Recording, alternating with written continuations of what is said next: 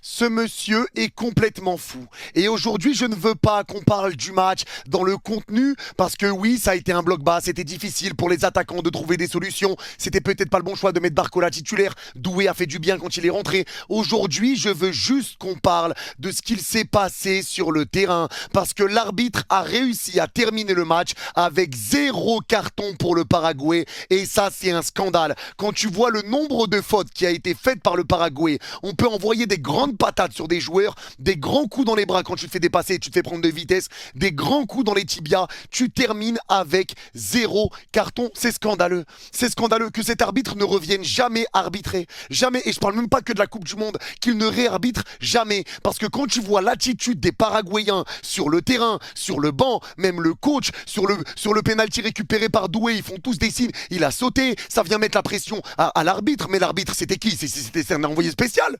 C'était un envoyé spécial, mais on avait l'impression que c'était un guet-apens pour éliminer la France ce soir. C'était un guet-apens. Des grands coups sur Mbappé, l'arbitre le voit en 4K, il le voit. Il se prend un grand coup sur la main, il se fait frapper. Il se fait frapper, il se prend un grand coup sur le bras parce qu'il est plus rapide que Galarza. Et Galarza, les gars, moi je vous le dis, je vous mets sa fiche ici. Si jamais il y a un recruteur de Retafe qui passe par ici, il ne coûte que 2,9 millions d'euros. Donc Retafe, je pense que vous avez un coup à faire. Il y a quelqu'un à aller récupérer, il est à River Plate. Je pense que tu peux le récupérer tranquillement. Mais les joueurs de Retafe, c'est une honte. Et l'arbitre qui laisse faire